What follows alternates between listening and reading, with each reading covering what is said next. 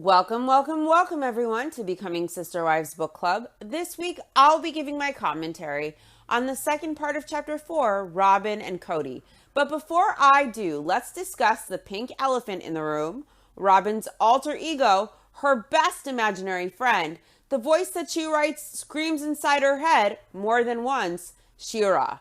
I knew Shira was an 80s cartoon character, but I never really watched it. I was born in 83, and I just thought it was weird and bizarre and creepy AF that she had named her defense mechanism, her alter ego, who she viewed as her friend, her stronger side, her protective barrier, that she refers to as screaming inside her mind. And that was weird in and of itself. And I thought it was extra weird that she named it after this cartoon superhero, Shira. I knew Shira was a cartoon superhero, but not the details of how Shira works, because just the fact that Robin named her alter ego and referred to her as a person who communicates with her screaming inside her mind was enough weird, bizarro world for me. I then learned from viewer Diana a bit more that Shira is the stronger side of the superhero's personality that brings the magic out, and I didn't know the fine details. After that, it became even more creepy, even weirder, and even more ego-driven, because who picks a cartoon character in a comic superhero to name their alter ego and protective wall, and then who writes it in a book and references the times Shira screamed in her mind, and specifically what Shira was telling Robin at different moments? It makes it worse, even more delusional in my opinion, and even more comical, with just a touch of more ego behind it if you fully understand Shira. Shira in the 1980s depiction is known for her incredible strength, and she has been shown multiple times to be able to lift not only full-grown men and robots, but also mountain-like rocks and buildings. She is depicted as being extremely fast and acrobatic, and her speed allows her easily to deflect multiple incoming energy blasts with her sword. Shira demonstrated a series of other abilities which appear to be more nurturing in nature, such as empathic understanding, mental communications with animals, and healing. Shira is viewed primarily as a feminist. Shira's primary weapon is her sword of protection. It appears almost indestructible and able to deflect bolts of energy, both magical and technological. So Robin mentioned feeling a thunderbolt of electricity when she first laid eyes on Cody at church and their eyes met. She wrote, "All of a sudden he looked up and our eyes met. I'm not exaggerating when I say I felt as though I'd been shot through with a bolt of lightning. When this happened, I was stunned. I was embarrassed too, and I looked down at my feet." Shira, the cartoon character, gets shot by thunderbolts too, apparently. Is that where Robin got that analogy for how she felt when her and Cody's eyes met? Was that Shira's superpower from her sword working overtime? I find a lot interesting. I have never watched Shira, not the 80s version, and really not even the later Netflix version. I was born in 83, so I haven't seen the newer Netflix interpretation of Shira either. I think it's interesting, though, because I looked at how the 80s Shira was depicted, and she was anything but modest. She had supernatural powers, her sword deflected energy, she wore skin-tight short shorts or a short skirt, no sleeves, legs and arms out for the party, when Robin has to always wear a long sleeve shirt under a t-shirt in case, God forbid, a little upper arm action catches the wrong eye. Shira not only has superhuman strength and the ability to deflect energy with her sword, but she also has other more nurturing abilities, such as empathic understanding, mental communication with animals and that type of connection, and healing. And her sword that blasts energy is her sword of protection. I think it's interesting that Shira, the character Robin names her alter ego after, which is essentially her protective wall or defense mechanism to cope, is a feminist. When Robin lives as a polygamist, and Cody prides Robin, just last season he did, on being the obedient wife. Also, isn't magic something seen as evil or against God and godliness in general? I wonder what her faith thinks about that. Her abilities are nurturing in nature, like empathic understanding and healing. Robin doesn't seem like an animal lover. I don't know if I've ever once seen her interact with an animal on the show Sister Wives, or if the family has a pet. Maybe they do, so I don't know how strong Robin's mental telepathy with animals might be. I just don't think pets and animals are her thing, or we'd know about it. I think it's interesting that Shira has empathic understanding. Many times Robin said that she has empathy and she can understand how others feel. It's interesting she views herself as an empath, able to read and understand how others feel, when she always only considers everything primarily from her perspective and self-interest first. And if it has nothing to do with Robin, Robin finds a way to make it about her. Robin may be able to read others' feelings and emotions, but she doesn't use that to nurture or heal. She uses it, in my opinion, to manipulate and to create a narrative that suits her and paints her in the softest light.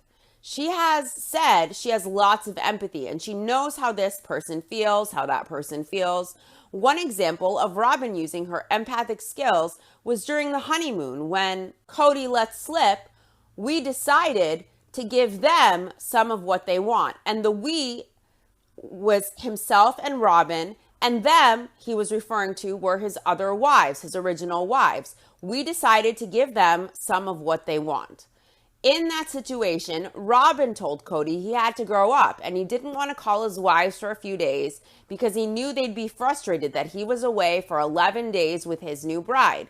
Robin insisted Cody call immediately and that he connect individually with each wife because she knew otherwise they would create narratives in their minds and spin or feel bitter and resentful or take emotional roller coaster rides. So she had Cody call and she helped him with what to say. And all his wives decided that Cody improved because he grew as a man and it didn't have to do with Robin, as Robin was the one who actually got Cody to call and coached him on what to say. And his wives denied it had anything to do with Robin, who orchestrated this improvement in him. Cody and Robin as a team handle each separate relationship Cody has with his wives to some degree. Otherwise, why was Cody saying, we decided to give them some of what they want? Robin, as a woman, reads the wives' needs and feelings, and she guides Cody with what they might want to hear to feel more secure for the moment. And she helped him with Janelle, who wouldn't pick up the phone for days. And then finally, Janelle gave in and picked up the phone, and she said Cody said all the right things, and suddenly everything was okay. Robin knew why Janelle was upset, and she helped Cody with what to do to connect, what to say, what crumbs to give where to whom to manage the other wives' insecurities. So is Robin nurturing and using empathic understanding and her ability to read people and what they need for healing and nurturing like Shira? Or is she doing it in a more manipulative manner to her benefit and to Cody's benefit? Another example was Robin understanding she needed to bond with her sister wives. So she took them wedding dress shopping and she didn't find a dress. She went with Cody, who picked the dress, and she wasn't going to tell the wives so they wouldn't know the experience was manufactured. And actually, Cody picked the dress and she wanted it kept quiet to keep the rapport and bond she felt she forged with the wives. Was that healing and using empathy to nurture or to try and manipulate? She said she wanted to keep both experiences sacred and separate. She understood that not all of the wives were Team Robin, and that taking them dress shopping, the quintessential bridal experience, saved for the bride's closest loved ones, that taking the sister wives to that experience who thought they were genuinely there picking a dress for Robin, when really she went with her husband, her fiance, to buy one, and she wanted it kept secret not to lose points. She scored with the women, and she knew that she was going to score with the women by taking them to do this experience. She had the understanding to know the wives needed to feel important and appreciated by Robin, and she knew that that's a huge honor that she was giving them and that that would create rapport among them and a bond. And she gave the wives what she thought they needed to like and accept her, and it wasn't necessarily genuine and from the heart and an authentic experience. She went with Cody and he picked the dress and she didn't want it known. And she told the wives her dress was a surprise until the wedding day, when they wondered which dress she picked, as they spent hours with her, helping her with the fake experience, believing it was real. So I just think it's interesting. Her superhero is a feminist when she is seen as the most obedient wife to Cody and the favorite, and that her alter ego is named after a superhero who has high empathy and healing powers and nurturing all things she claims that she possesses herself. But then she uses that empathy in a manipulative way to her advantage, or to spin her narrative as the good-hearted victim in the story. Shira is supposedly Robin's best self, using empathy for good, being a strong woman and a feminist, when in reality she uses her empathy, ability to read people, to manipulate to her benefit. And she is prided by Cody last season when he says repeatedly she is the obedient wife, and she causes more discord than healing in the family dynamic and with the other wives. So Shira is definitely an interesting choice of alter ego, and to name your alter ego self-proclaimed after a superhero. It makes it even more comical and delusional, in my opinion. Okay, let's get into the episode. For a quick refresher, last book club episode ended with Robin and her kids making an impromptu road trip to Lehigh, driving 300 miles to visit with Cody and meet the whole family after Cody and Robin have only met a handful of times.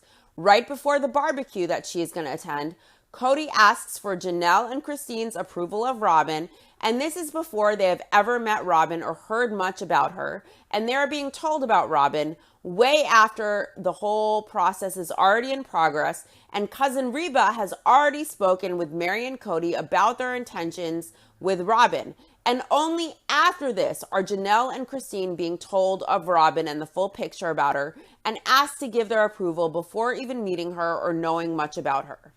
Robin arrived at the barbecue, and Cody expected them to hit it off. And Robin has barely said hello to Cody as he is flipping burgers after putting his second and third wives on the spot, begging for their approval at the last minute. Robin says she has no idea what to expect at the Browns. The first thing she noticed were 3 convertibles parked in the driveway, and Robin thought they were showing off just for her. She asked Reba, her cousin, if this was an episode of MTV Cribs. Reba embarrassed Robin and repeated that to Cody and asked him if he wants to make it 4 convertibles. Robin says she wanted to kill her. If she were too off pesky cousin Reba, would she blame it on Shira, her alter ego, and go for an insanity plea, I wonder? Robin walked into the one big house in Lehigh where each wife had her own separate apartment, and it overwhelmed her. She was nervous. Reba was parading Robin around, and Robin says it's not her style. Everybody was staring at Robin, especially Janelle and Christine, who had never met her before. Mary was friendly and sweet. She stuck by Robin's side, laying claim to her friendship.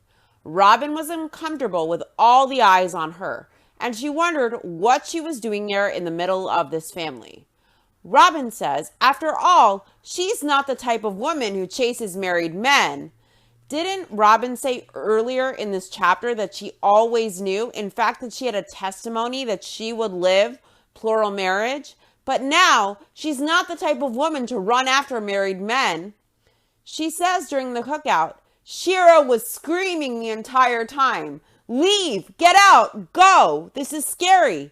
It's so bizarre to me, rather than like a mature middle-aged adult saying, I felt intimidated and like I wanted to leave. This situation made me anxious. She refers to her fear as another person, as this superhero character in her mind, Shira. To distance from herself and her own feelings, she uses her alter ego, naming her Shira, saying Shira was screaming inside her mind. This is scary shit, IMO, and I hope she utilizes therapy, in my opinion. It makes me wonder, does Robin feel it's a weakness to feel nervous or anxious or vulnerable and own up to it? And is Robin ashamed of her insecurities? And because of her ego and superior, grandiose sense of self that she uses to mask this, does she, rather than own her feelings as her own, distance herself from them by creating this alter ego? Another person she names and attributes everything she perceives as a weakness or insecurity that she needs to protect herself from to this Shira character she created in her mind. I hope she goes to therapy, in my opinion, and I think a shrink would find this all very interesting, but that's just my opinion. How did Cody feel about Shira screaming at his barbecue, I wonder? This is a lot. Cody says he felt electricity between them that night, but Robin was working hard to prevent that connection. She had a wall up and she wouldn't allow herself to be open, and she hid behind her wall. However, there was one moment when the wall completely crumpled. Janelle left the cookout early, but some of her younger kids were still up and about, and when Janelle said goodnight, Cody told her he would put Savannah to bed later. Robin wanted to check on her kids, and she didn't know where to find them in the huge house, and as she walked through Mary's section, she spied Cody washing off Savannah's dirty feet in the kitchen sink from running through the yard. Cody didn't know Robin was watching him. Shira too, I presume. I wonder if this kept the voices at bay. Robin writes of spying on Cody with Shira. I couldn't take my eyes off of him as he scrubbed something sticky off of Savannah's feet so she would be clean and comfortable while she slept. The love and care he put into this simple gesture was astounding. No one nagged him to do this. He wasn't trying to impress me. He simply cared enough to make sure that her feet were clean. I was struck by this moment. It broke through the hard, bitter shell that I'd erected around myself. But even as I watched Cody, I reminded myself not to fall for him or for anyone else in that house. Here's my take. First of all, maybe Savannah stepped in dog shit and her feet had to be washed. Maybe her feet were just plain old muddy from running in the yard, and before putting his child in bed, Cody knew her feet had to be cleaned. Any father would put their kid to bed, and if their kid had dirty feet and it would make a mess in the house, on the floors and on her sheets in her bed, of course any decent human, any decent father would clean their child's feet. Who wouldn't? It's nothing extra sweet or commendable. Beyond it's a normal behavior Cody should be doing as a father, and most fathers participate with their kids. Most fathers care. People shouldn't get participation awards and sticker chart gold stars for doing what they should do to be a decent, good, upstanding father. Cody did what anyone should do as a human being, as an adult, and as a father. Would it be better to have muddy footprints around the house and mud on Savannah's bedsheets, or should he clean her feet? It's a basic, necessary move. It's nothing extra, nothing particularly impressive. Yet Robin is acting blown away that Cody did what he should as the adult caregiver in the situation. She's acting like Cody fed the homeless or built Noah's Ark because his kid had dirty feet, and to prevent a mess on the floor or in her bed, he cleaned her feet as he should.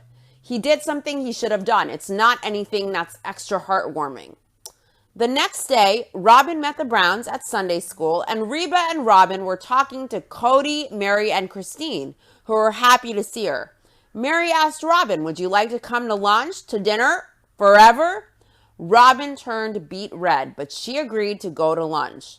After church, Robin returned to the Browns' house. She and Cody were left alone. Janelle was off to Wyoming picking up her older kids. Christine was going in and out, and Mary was out on an errand. It was awkward, as she and Cody were all alone. Cody saw Robin's discomfort, and he began teasing her. It didn't work to ease her comfort, so Cody began digging into Robin's past to find out what led her to her current situation. The 30-year-old divorcee with 3 kids. Robin told Cody she preferred for all of his wives to be home to tell everyone the story all at once. Eventually, all the teenagers got home and they walked in all at once, storming the house. Robin recalls Cody walking up to Logan, his oldest son, and hugging him like he was his best friend. All the kids and adults were talking at once. Everyone was so happy to see the kids, and the older kids were so happy to be back home. Robin says it was loud and chaotic, but also lovely and remarkable. She says everyone was so engaged with one another. It was the most dynamic atmosphere Robin had ever encountered. It's interesting how the vibrancy and love drew Robin in, only for her to be like a parasite, sucking all of that energy dry and disintegrating that carefully created and balanced dynamic Cody had with all of his wives and kids. Cody was never perfect, but he seemed to at least be connected to his kids, and he seemed to do his best with equal time with each wife and set of kids in the big house before Robin entered the picture like a tornado ripping through their existing ecosystem. Everything that was once lush and green and verdant, sprawling with life, is now dry and brown and shriveled and withered as the fabric of the family has disintegrated and frayed with the changes it took to absorb the damage caused by Robin's entrance into the family. Christine foreshadowed that some women only want the man. They aren't as interested in the whole family. And we really see what happens when the new wife coming in makes the man her priority and refuses to put the team's interests ahead of her own self-interests as a priority. We have Cody, who openly says his family is an obstacle to his goals in life. He also says his wives are obstacles to his goals in life. In my opinion, Cody has used a pandemic to create his own self-made mandates that are impossible to follow when you have any type of responsibility, like a family to run, a job to live off of, school to attend to get a degree. And he used this as an excuse to live monogamously at Robin's house, no longer even calling his kids. He used to call regularly because he felt disrespected and disobeyed when they weren't able to blindly acquiesce to his mandates. Cody refused to visit his wives' homes, citing their inability to follow his rules that were more stringent than the CDC guidelines, because apparently Cody has superior knowledge to the CDC, and he even stopped communicating with his kids over the phone, where there is no risk of spreading any germs. So we see Christine is right that sometimes when a woman just wants the man and not the family, what type of seeds of discord it sows within the larger polygamous family. Christine is left. Cody has a non-existent relationship with Mary. Janelle's relationship seems to be on the rocks, but everything is just wonderful with Robin. Robin says it was clear to her how much the family loved each other, and it occurred to her and dawned on her how much she and her kids had been missing out on a stable, thriving environment and a family experience. Her top priority that she wanted for her kids was always a good family, and here it was in front of her, a family overflowing with love. Robin says everyone was talking all at once in typical Brown style, seeing who could speak the loudest, and she fell in love with Cody's family before she fell in love with him. If Robin was so in love with Cody's family, why was she willing to let them all have less so she could have her rental and her whole existence paid for without working to contribute financially to the family's pot? If she loved the family over Cody, why did she always seem to put her own interests ahead of the family's time and time again? If she so loved the family, why do her and her kids get different treatment and standards than the other wives and kids in the family? Robin says Cody impressed her. He was everywhere all at once, meeting his kids' needs, wiping a nose, picking things up, helping with dishes. He was checking in with his wives. He was going out of his way to make sure everyone was okay. First of all, Cody knew Robin was scoping him out, so of course he played the role of a loving husband and father to the max to win her over. Secondly, Cody doesn't meet all of his wives' and kids' needs. Look at Isabel. She needed him. She was in pain. She needed this surgery. It wasn't cosmetic. It wasn't optional. It was major surgery that could be life-threatening. And Cody refused to go. He initially suggested she go alone during a pandemic in pain at barely 18. Then her mom had to assure Isabel she would never go endure major surgery alone, that Christine would always definitely accompany her. Cody refused to go to either support Christine or Isabel, and he referred to this mandatory surgery as a vacation, and he tried to dissuade Isabel from her needed surgery many times, mentioning that she would be left with an ugly scar. Cody mentioning that Isabel would be left with an ugly scar traumatized her further, and then he asked if she would become a bitter old housewife if he didn't attend the surgery. And when Isabel woke up after surgery, the first thing she asked for over and over was her father, who wasn't there. And Christine had to care for her daughter after major surgery alone, as Cody called this medical necessity and the trip to New Jersey Christine's vacation like the ass he is, in my opinion. Also, does Cody meet his wife's needs, like removing intimacy to try and coerce Christine to change her behavior with sister wife Robin, knowing that sex and intimacy is an important part of every unconditionally loving marriage, to feel loved and seen and appreciated, and to connect with his wives? And he used that integral part of the foundation of his marriage as a bargaining chip to manipulate. So does that meet the needs of his wives? So I don't believe, in my opinion, that Cody really meets all of his kids' and wives' needs beyond a superficial show. Cody says Maddie, who was 14 back then, saw Robin sitting in the corner and she asked her dad who that was. Cody had a joke with his kids over the years about taking on a much younger wife. The consensus among the kids was that the youngest wife Cody should take was a 28-year-old. I wonder if they knew about Cody courting the 17-year-old before he had kids. I wonder what their thoughts are on that. Cody told Maddie that was Robin and she was 30.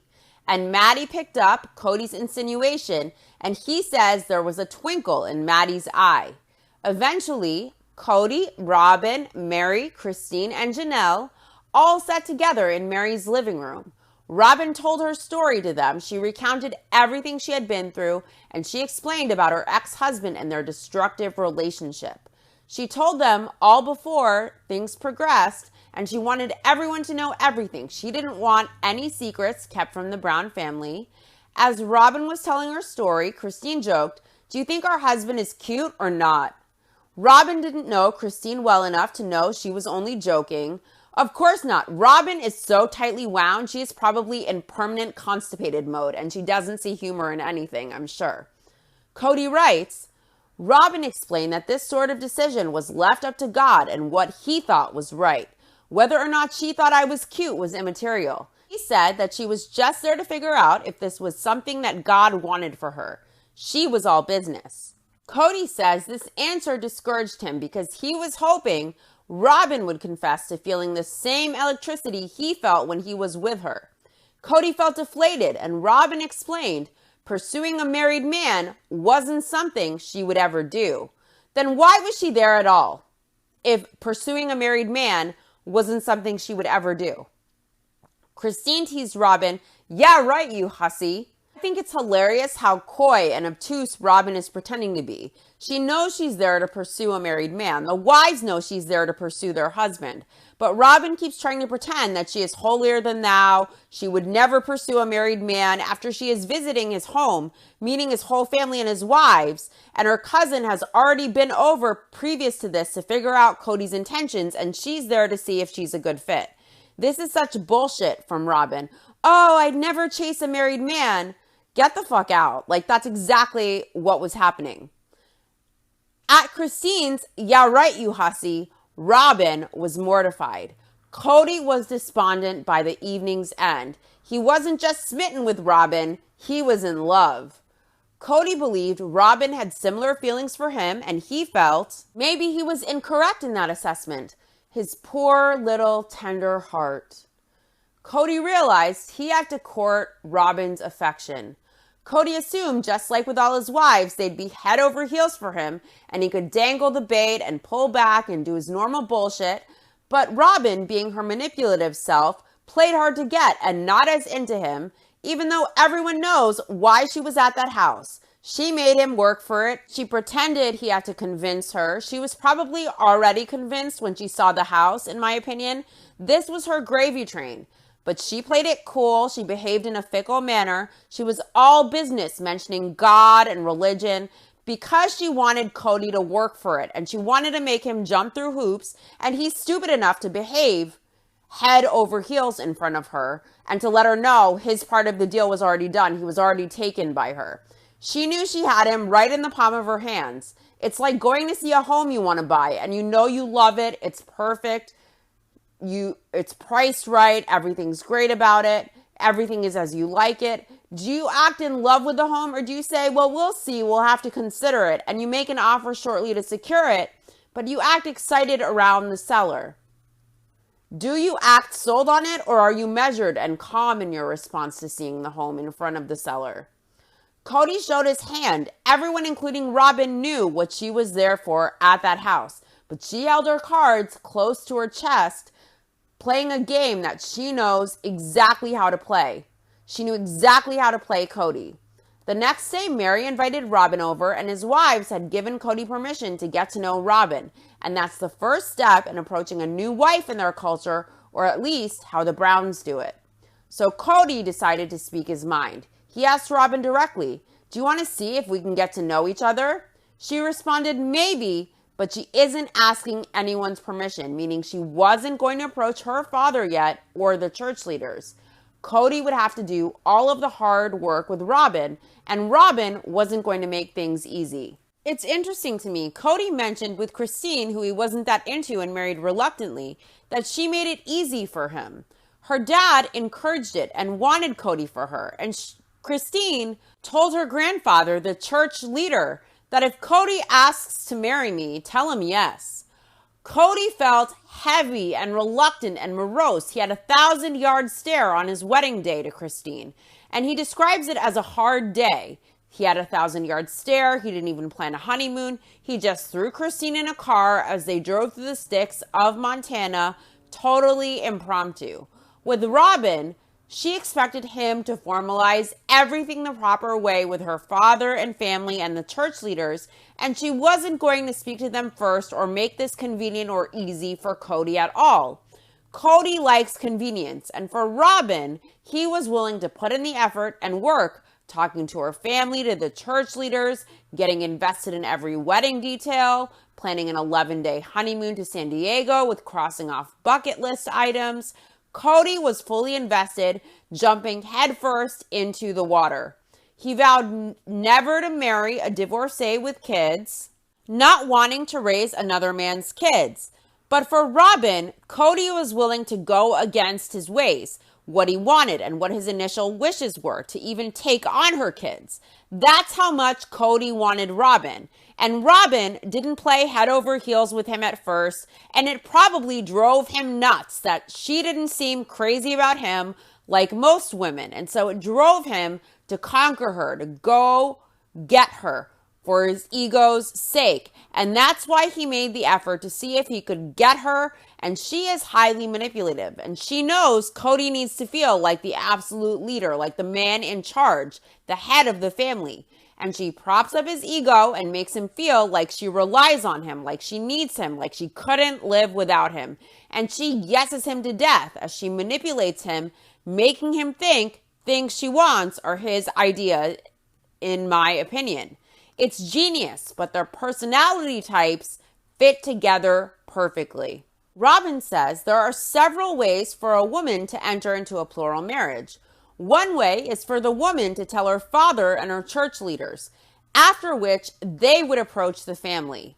Robin was uncomfortable with this as a divorcee, and people in her community were under the impression that she was husband hunting. Robin says this was untrue. She says she had legitimate grounds for divorce from her first husband, but it still tarnished her reputation. This is so patriarchal and antiquated and ridiculous. No woman who was mistreated or even just unhappy in her marriage should feel like they are damaged goods or have a dinged up reputation for divorcing their husband and building a life they deserve. It's something to admire, not to be ashamed of. Robin was careful not to give the impression that she was desperate to be married. Who cares what people think? Robin didn't want to chase anyone. She had 3 kids, so to her, it seemed too bold and presumptuous to ask about a married man. In her community, she says, imagining that a man, especially one with many other children, wants to take responsibility for your kids is taking a lot for granted. Mary convinced Cody to talk to the church leader, and that's an important step in their faith, particularly so the church can make sure the man has pure intentions and isn't simply wife chasing. The church leaders don't seem to be better judges of character than anyone else, in my opinion. Look at what happened with Christine. Her family was high up in the church. Her dad encouraged her to be with Cody. In fact, he hoped they would marry one day because of his commitment to the faith and his athleticism. And her grandfather, the church leader who knew Cody courted a minor and put Christine through an emotional roller coaster, also signed off. So if that's their judgment, I wouldn't trust it at all. Also, a woman isn't an object who should need permission from any man or church to marry anyone. It's very antiquated and patriarchal, and it suggests that women are in a submissive role or don't have their wits about them enough to make their own choices, and I really don't appreciate that. It's a woman's body, it's her life, it's her decision where she goes, who she dates, who she gets engaged to, who she marries. It shouldn't be up to the father other than a respectful formality, and it definitely should never be up to a church or any other type of institution. The typically confident, self-professed alpha male, the exuberant, charismatic, man's man, the Cody Brown, was uncharacteristically shy about approaching the church leader.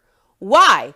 I thought Cody was so wonderful. He was an alpha male, the best father, the best husband, the most athletic, the most faithful and pious. What gave him pause? Christine, polygamy royalty, and Mary, Cody's first wife, the HBIC, accompanied Cody to help bolster his ego. He couldn't go it alone like a man, and Cody was immediately given permission to talk to Robin's father. Why is the church in charge at all of when and if the man can call the potential wife's dad? The church should have no place in it whatsoever. As adults with free will, shouldn't the man be able to talk to the potential wife and then go speak to the dad if she wants? I understand that that's how this is done, but in my opinion, the church should have no place in it whatsoever. I know in their faith that these are the rules, but in my opinion, as adults with free will, shouldn't the man be able to talk to the potential wife and then go speak to the dad if she wants him to? The church shouldn't really be involved. Why is an institution inserting themselves and their control and power in the personal lives of the congregants? It feels a little culty to me, to be honest. I wouldn't be comfortable with that. Cody called Robin's dad to ask permission to court her, and Robin's dad was guarded with him. Robin's dad knew how badly Robin had been hurt before in her first marriage, so he was protective. He told Cody, "You can't court her, but you can get to know her. No chocolates, no flowers, and no love letters," he warned Cody. Since Robin and Cody lived so far away from each other, they talked on the phone often. Robin also kept in contact with Mary. Eventually, Robin and Cody started visiting each other on weekends. Whenever Cody visited, he brought along a wife or some of his kids so that Robin could get to know the family better. Robin asserts during this process, she and Cody were very chaste. They never hugged, they only held hands rarely and only for prayer. The only time they were alone together during the getting to know each other part of the process was to go on a grocery store run. Soon, Robin started falling for Cody. She felt safe with Cody and comfortable with his family. Robin writes of Cody, "Cody did and said everything perfectly. He proved himself to me effortlessly. However, I was still waiting for a eureka moment when I'd know without a doubt that I was meant to be a part of Cody's family. I wanted fireworks and fanfare. I wanted angels singing in my ears. I wanted a sign from God." My first thought is regarding Robin saying that Cody did and said everything perfectly. This is a line that Cody's wives regularly parrot about the Cody Brown. If we recall, in the honeymoon special, Janelle said she was angry at Cody. She didn't take his calls for days, and then one day she picked up while he was away, and he said all the right things perfectly, and all was well again. Cody knows how to behave perfectly, how to do the perfect things and say the right words, but just because he can put on the charm and come across perfectly, that does not mean that is authentic to who Cody really is and that it's genuine what he's saying. Robin says she wanted angels singing and a sign from God. We know that Christine, when she went to Coyote Pass, said she heard angels singing on that prairie dog playland when she wasn't in support of the Flagstaff move. How often do people hear angels sing? Is that a commonly used phrase in their culture? Robin says she wanted a eureka moment, a sign from God. Everything for these people seems to be about the supernatural and the spiritual, that God will take time from Godding to personally craft signs for them that are spiritual, to show them in a prophetic way, this is your path. To me, that seems a little arrogant and ridiculous, but I also understand that they're raised to believe any feeling they have is of a spiritual nature. There's no way it could just be the chemical releases in their brains tied to their emotions. It has to be spiritual and deep and bigger than them. And I think it leads a lot of people indoctrinated in their faiths to make choices based on these ingrained misperceptions and connotations that God is doing everything, not them, not their minds or their bodies. It's all God, some outside supernatural entity controlling everything. I think it lifts rational thinking and accountability and responsibility from people. And then many of them may make bad decisions based on this idea of God controlling everything they do and in their lives and inside them. And it removes their individual accountability and responsibility. And I don't think that level of ingraining God into everything is healthy, in my opinion. And that's just my opinion. I don't want to be offensive to anyone. That's just my opinion, that the way that they're perceiving everything as coming from God and waiting for signs and symbols, I really don't think it's healthy.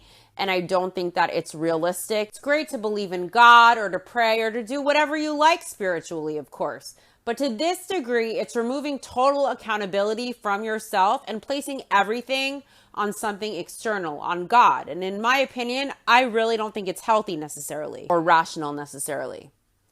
While Robin was waiting expectantly and in an entitled manner, as if she was owed this sign from God and entitled to it, she wanted to deepen her relationship with Cody. So Robin told her dad, who called Cody and gave Cody permission to court Robin, who was 30, at last. I can understand, out of respect, when you want to marry, having your husband ask your mom or dad or both for permission as a formality. But calling to give permission to court as if the father is the ultimate authority or owner over a 30-year-old grown adult woman with 3 kids who was married once is too much. It's way too patriarchal and way too antiquated, in my opinion. And I understand that it's cultural, but personally, I would not be happy with that for myself at all. I am my own authority. I will make my own choices. I don't need another man's permission for what I do or say. You know, at 30, my dad being my authority, giving me permission, giving the man that I'm dating permission to date me, I think that's weird. I can understand at the point of marriage as a formality to ask permission out of respect. I mean, that would be the extent of what I would allow. And even that's, I mean, I would in the end marry who I wanted to marry. So I wouldn't, I would do it maybe out of respect, but everything wouldn't be riding on that for me. Cody says for a couple of years before he met Robin, he had been working in advertising, selling billboards as a sales rep. It was good to work locally, but it was a tough job to make a living at. Those types of jobs are commission-based in my experience. So if you don't sell, you don't eat. Cody says there were times where he could barely sell at all. The day Robin's dad called to grant him permission to court his daughter, his sales career was at an all-time low. Things were so tough that Cody considered selling his precious midlife crisis car, the 2-door Lexus luxury convertible. Cody was broke, but he was still considering courting Robin. If I was Cody supporting 12 kids back then and 3 wives, I'd be considering finding a stable, non-commissioned, salaried job instead of courting a 4th wife with 3 kids. I know I absolutely can't afford. But these are the priorities of the Cody Brown. Cody was certain God would find a way for him to bring Robin in his life. Deflect to God and let God take responsibility and solve things when you don't get your priorities in order and take responsibility for your life. God probably doesn't mind. He or she doesn't have enough to deal with. If they are up there, God will do it. There's no need to find a job. Just let God handle it. Cody told his wives the news that Robin's dad has granted him permission to court Robin, and Robin was in Lehigh at this time so they could go on a date conveniently. Cody's wives were excited for him. Cody writes about his wives. Each of them had received the answer that Robin was meant to be in our family. In fact, Christine had received a more intense spiritual witness that Robin should marry me than she had received about her own marriage. Together, we teased Robin mercilessly about the fact that we all knew her destiny. My wives and I were in what Robin called the knowing club, while Robin was still waiting for her answer. Christine didn't have a huge testimony on the show. She says she found out into it about Robin. She met her weeks in, and it was after Cody and Mary were sold on it already, and she was opposed to it, and she suffered greatly. She told Cody she hated polygamy behind closed doors, and that she feared Cody was replacing his family with Robin and her kids.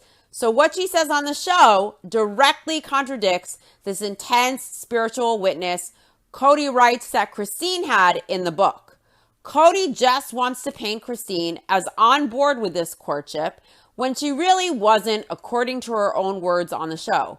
Christine suffered greatly with this courtship. She was pregnant with Truly, and she told Cody there were times she didn't want him to go away for the weekend, and he was being unfair with his time, leaving his pregnant wife and kids behind. It didn't feel like the ultimate destiny for all his wives, and everyone wasn't on the same page about it. Janelle worried about the finances, and Christine said Mary was sold hook, line, and sinker, and Cody had a testimony from God. And she said she didn't think it was time for Cody to take on another wife. She thought it was ridiculous, but it was already done. Her voice wasn't heard, and she knew it wouldn't be heard for Christine. And Janelle, it certainly wasn't a prophetic experience, and it certainly didn't feel like destiny, as Cody paints it here. Of he and Robin's first date, Cody writes, "On our first date, over lunch, Robin and I confessed everything about ourselves to each other. Stretch marks, smelly feet, bad habits. We wanted to get all the silly stuff out of the way. When we got back in the car, it had rained slightly and the sky was beautiful with sunlight pushing through the rain clouds. I looked over at Robin.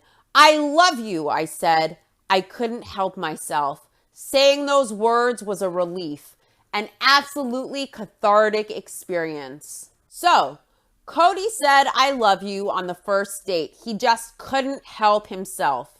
With Christine, he could barely get off of work for the wedding, and he felt heavy and the weight of the world on his shoulders. His wedding day was a hard day. With Robin, he loves her after their first official date. With Janelle, they were friends who had to learn to see each other as husband and wife. With Mary, it was romantic and young love. With Robin, it was love, but not with Janelle and Christine, and they struggled to feel love and a romantic connection. It felt awkward. It wasn't an automatically loving relationship at all with them, more like the vibe of an arranged marriage making it work despite the lack of romance or complete marital compatibility. Robin says she may have loved Cody when he said "I love you," but she still wasn't 100% sure. To me, it sounds like this is the first marriage or courtship where he is way more into the woman than she is into him. Robin wasn't going to say those words until she was 100% sure. Robin says words can be cheap, and she wanted to be careful. Now that they were courting, Cody and Robin started seeing each other alone. It was time to get to know each other better, Robin says. Robin was hesitant. She didn't want to be rushed into a marriage or into a family she was unfamiliar with still. Robin writes, "I know some people in our faith want a quick courtship and engagement, but I needed to build a better foundation. I didn't want to go to my wedding day and wedding bed with someone who was a relative stranger. In addition to God's testimony, I wanted a romantic love. Some of my sister wives were more interested in the sisterhood than in the husband. But perhaps since I'd been married before, I knew that I needed a man whom I loved, trusted, cherished, and adored. I also knew that asking for and receiving all these things is hard." What I find so interesting about this is Christine had said she wanted the family. She didn't just want the man. And when discussing Robin and her courtship with Cody, she said sometimes a woman just wants the man and that doesn't work. They have to also want the family and the sister wives too. So Robin would have to be spectacular. As far as what Robin states, her primary focus isn't the family, it's not the sisterhood or the sister wives, it's the man. And she goes on and on about putting the team ahead of her own interests, while she repeatedly puts her own interests ahead of the team's. And here she makes clear in plain English that her main focus and concern is the man, not the family. She wasn't in it for the sisterhood or sister wives. She was most interested in the man and the husband. And look at where her entrance into the family got the family. Look at the destroy dynamic. Look at what putting the man ahead of the family and her self-interests got the family. Cody doesn't speak to his older kids. Christine left. Mary is barely even an acquaintance for Cody to tolerate on holidays. He and Janelle are on different pages and have a strained relationship, it seems, and the only place Cody feels at home is at Robin's house, where he invests all or most of his time and energy.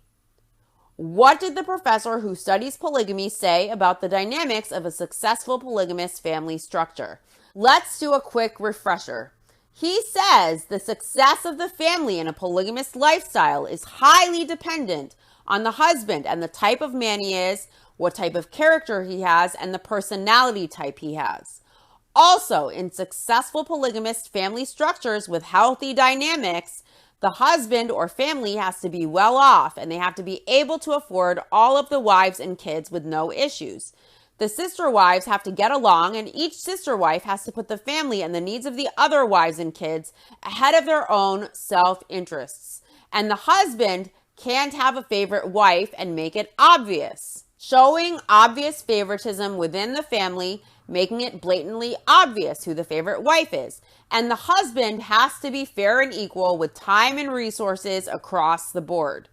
Before Robin, were things perfect with the Brown family, the ultimate example of polygamous bliss? I doubt it. But I would say it was healthier, less toxic, more balanced, and a more stable dynamic. Because although Cody had an ego, he did seem to do his best to be fair and equal across the board with his time and investment level and the finances. All the sister wives, Mary, Janelle, and Christine, put the team ahead of their own self-interests, and they all lived with that ideology as a priority. And Cody didn't appear to show such blatant favoritism. Now, I'm sure he would have a wife on the outs constantly, but I'm sure the troubling wife shifted from time to time, and the favored wife shifted, and it wasn't so obvious. And overall, Cody had the same level of investment with each wife. I don't think he was all in with any of them, but he had the same level of effort and investment with them all, and they lived that way for 16 years. And all the kids were raised together with the original 3 wives already in the family, and everyone was adjusted to the dynamics and the personality traits and the rotation. Everyone was happy enough and stable, and everyone operated with the ideology that the family came ahead of their own individual wants, and everything was more level and stable, more or less, to some degree. Things were happy enough and stable enough, and everyone was on the same page of doing this for the family, everything for the good of the team. In came Robin, and Robin was focused not on the team and the family. Her primary focus was on the man and her relationship with the man and her self-interests and what she needed and wanted. And that mattered more than the team, and she didn't share the same ideology as Cody and the wives. Robin, putting Cody ahead of the family's interests and her relationship with Cody ahead of all else, made Cody favor her, and he liked being the center, and it was natural to him to want to please Robin and put her first and favor her and the team. And what was best for the team became replaced with pleasing Robin, favoring Robin and her kids. And Robin never favored the team. She favored Cody and her relationship with her husband, and that was more important than the team's needs or her sister wives' needs. And she needed Cody to support her, to give her a home, and she depended on him. And he provided, and in exchange, she allowed him to be the head of her family and the leader, all while she manipulates him to get her way, making him think it's his idea as she cooks those ego feasts, and Cody gets to feel needed and authoritative with her, while his other wives are difficult in his eyes, and they make waves, and they push to have their voices heard. The more the wives protest and are less easy and convenient as Cody likes them to be, the more he gravitates towards Robin, who is easy for him because she makes him feel like her authority, like the alpha male he perceives himself to be in his own mind, while his wives gripe and complain he isn't being the father and the husband that he was once. He isn't all about the team any longer. But that's just my take on the Brown family dynamics as just a layman and a viewer, and that's all just my opinion, of course. Robin made a visit to see Cody, and she began to pray and fast to receive a sign of affirmation from God that she was meant to be with Cody and a part of his family. Praying and fasting must be a common theme in their culture because, as we recall, with Robin, Cody prayed in the middle of the night, and with Mary, he prayed and fasted in the middle of the night till he received his answer. He didn't want to rush into love. And here we have Robin praying and fasting as if they forego food and put themselves in a meditative state, weak from hunger, God will give them a sign, when really they are just putting themselves in an emotional state and then taking that as their sign from God. Robin needed a concrete sign. She knew she was falling in love with Cody. She felt Cody breaking down her walls. Robin writes, I felt Shira putting away her sword. On one of our dates, we drove to Thanksgiving Point, a beautiful lookout where Cody had a billboard he was eager to sell. On this drive, I had a singular experience. I felt my heart start to swell. It seemed to be growing bigger in my chest. It even hurt. I started to feel out of breath, but also at peace because I was with Cody and he was wonderful. Suddenly, I felt as if the heavenly spirit was talking to me, and I knew. This was my affirmation. I knew without a doubt that this is whom I was meant to marry. I burst into tears. Cody looked at me, wondering what was wrong. Then he began to cry too. We were both so overcome. My first thought is, in my opinion, allegedly that this woman might need a psych eval. Shira talks to her. The heavenly spirit literally talks to her. Last episode of the rewatch, she responded to I love you too, to an imaginary unspoken I love you that she thought she heard Cody say, that Mary and Christine confirmed he never said, and she explained it away manically, speaking fast, not making eye contact, staring at the wall. As she explained to the wives why she pressured them to say I love you back to Cody on a speakerphone call with Christine when he didn't say I love you, so she wouldn't look like a delusional nut who not only responded I love you too to an unsaid I love you on a call between Christine and Cody, but she also knew it was inappropriate, so she tried to lie and say that Cody said I love you, asking the wives why they didn't say it back, pushing them to say it reluctantly, saying Cody said a group I love you that he never said, and Christine and Mary said Cody never said it. It was bizarre, and it makes me wonder about Robin's mental state, in my opinion. If she has, allegedly, in my opinion, potential issues or possible psychosis, or what her deal is. And I am not a shrink, and I'm not saying this, that I know this, it's just an opinion. But to me, this raises a lot of red flags. All I'm going to say is this is red flag territory. She speaks as if Shira is a real person screaming in her mind. She says she hears the heavenly spirit talk to her, and she heard Cody say, I love you, when he didn't last episode. So in my opinion, I would go get my head checked, but again, that's just my opinion as a viewer. My next thought is the heart swelling comment she made. She said her heart swelled with love for her sister wives, and she knew they let her court Cody because they wanted to see her happy. And that's why they allowed the courtship, because they wanted Robin to be happy. But here she says her main concern was the man, not her sister wives. And she uses the same lingo. Her heart swells. It just feels so basic and amateurish, the way she describes things, like a 5th grade writing project.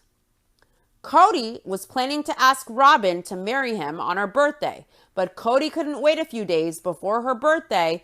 Robin told Cody an esteemed older man in their church had called to ask about courting her. Does that older man know she talks to Shira and the heavenly spirit and she hears things no one said? Cody was shocked and devastated by this news. My guess is Robin probably wanted it to be a done deal and she didn't know it was a matter of days. So rather than be patient and trust God and the process, she wanted to light the fire under Cody's feet because she's untrusting of God and the signs and symbols apparently. So she mentioned this man to Cody. Cody didn't have the funds to marry and support Robin yet, but he knew he had to find a way. Robin told that man who called to inquire that she knew where she belonged, but Cody was still shaken by this inquiry. The next day, Cody and Robin drove back to Thanksgiving Point. As they sat there conversing, Cody was overcome with what he believed to be God's spirit.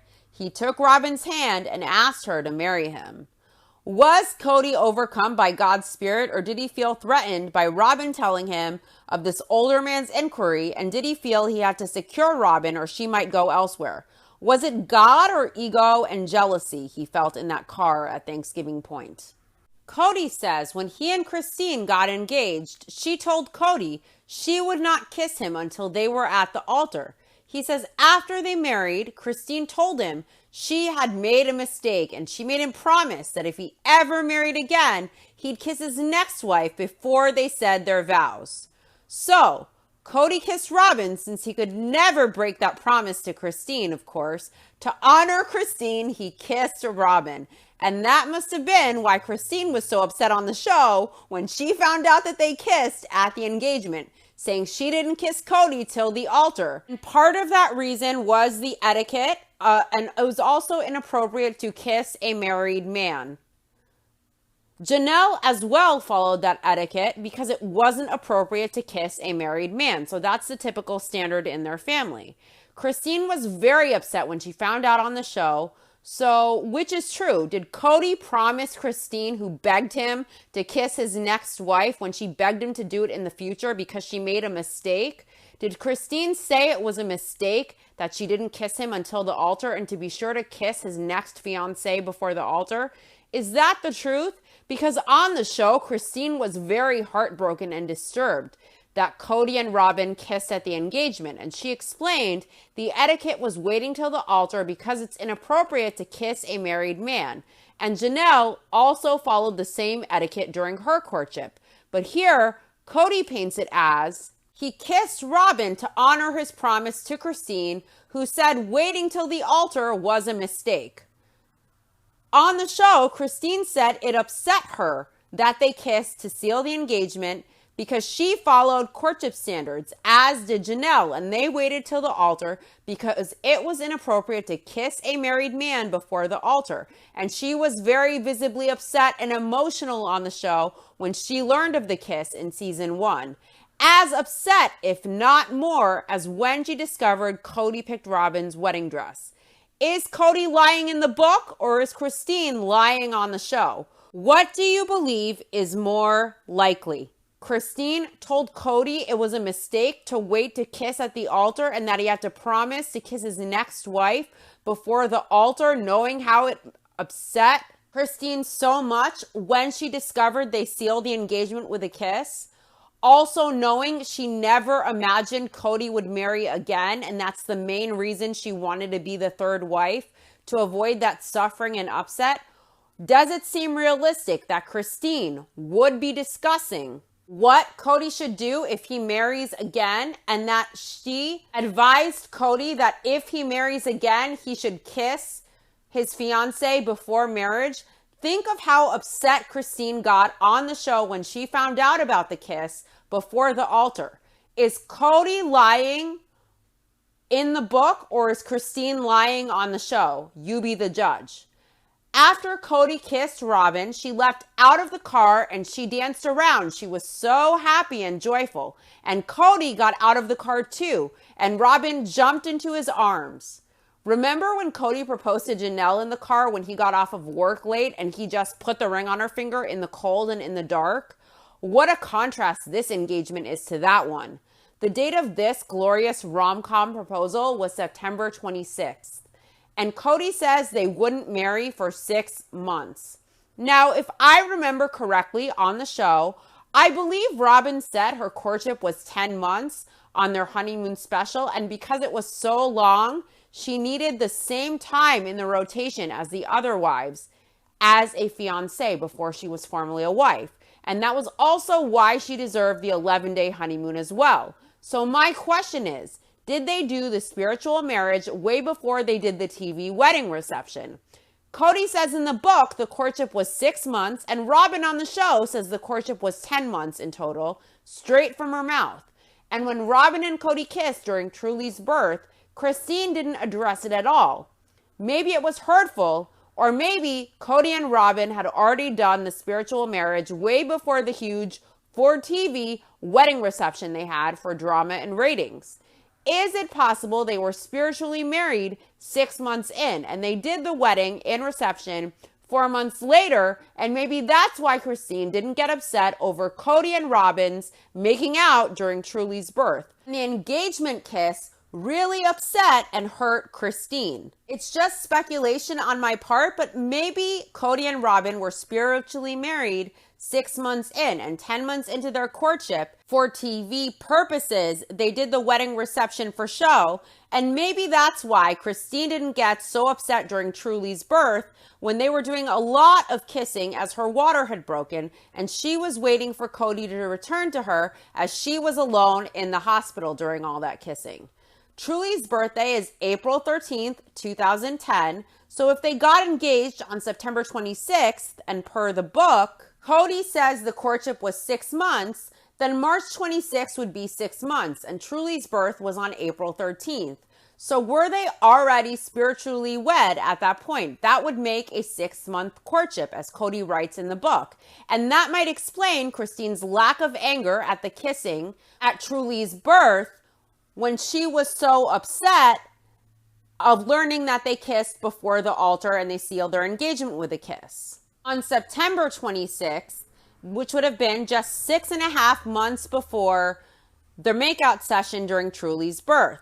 A 10-month courtship, as Robin mentions, it was on the show, would mean a wedding day around July 26th, way past April, and Christine likely wouldn't have been too pleased with Cody kissing his fiancée during Truly's birth, unless they were spiritually bound by that point. Either way, married or not, my opinion is it's distasteful and disrespectful and cruel and inappropriate to kiss Robin and go back for seconds, married or not, fiance or not, as Christine is birthing Cody's child, waiting for him alone in the hospital as her water has just broken. This is just speculation, but doing the math, and given that Cody says it was a 6-month courtship with the engagement September 26th, and seeing Christine's outrage at the engagement kiss on September 26th, but no reaction during the kisses during Truly's birth, it might be that they were spiritually married earlier on. But again, that is pure speculation on my part. And again, I want to point out the inconsistency of Cody saying it was a 6-month courtship and Robin on the show saying it was a 10-month courtship during her honeymoon special. And she used the longer courtship as an excuse, saying it was longer and that length was unheard of in their culture to justify getting equal time to the wives as a fiancé and to justify the longer honeymoon as well. Cody says, referring to the engagement that happened September 26th, we wouldn't get married for 6 months. Cody says their lives were in upheaval and he couldn't support Robin yet. He couldn't even move her to their town, but he knew God, or maybe Janelle perhaps, would help him do what it would take to bring their families together when the time was right. I have a feeling Janelle probably had a lot to do with it. Also, if God exists, she has a lot to do. Could Cody not take a little off of God's plate and rather than just leave it to God, go do the work and take it into his own hands? Maybe take responsibility for himself and get a more stable job rather than relying on God to do a miracle you feel entitled to and relying on Janelle, which in my opinion, I believe he most likely did. That does it for this episode of Becoming Sister Wives Book Club. Next week, I'll delve into episode 8 on chapter 5 entitled Mary. That should be a good one. I'll be back Thursday or Friday with my next episode on my Sister Wives rewatch covering season 2, episode 8 entitled Sister Wives in Holiday Crisis, where the wives grapple with the fact that this will be their last Christmas in Utah and they struggle with the move to avoid the drummed up investigation threat for ratings. The AG made it crystal clear that unless the Browns were committing additional crimes other than their lifestyle choice, they would not be charged for living polygamy. So where was the threat when they knew unless they were committing other crimes, they would not be charged? Was Cody committing other crimes he had to run from? Or did they drum up the investigation and the threat for ratings and drama, moving for no other reason but a storyline, since the AG made clear they were not going to bring any charges from the investigation? It was not a threat. They would not be charged for their lifestyle unless they were committing other crimes. And the state also had a policy not to charge adults who consented to living in polygamy unless there were additional charges, and the county also followed the state's policy. So Cody and the wives knew unless there were other crimes being committed, there was no threat. So did they move to hide due to other crimes, or did they move under false pretenses for ratings and drama? We'll get more into the manufactured drama next week. That should be a good one. To my YouTube viewers, please like and subscribe and let me know your thoughts on all things Sister Wives. I always appreciate your insights. Thanks so much for listening. See you soon. Bye.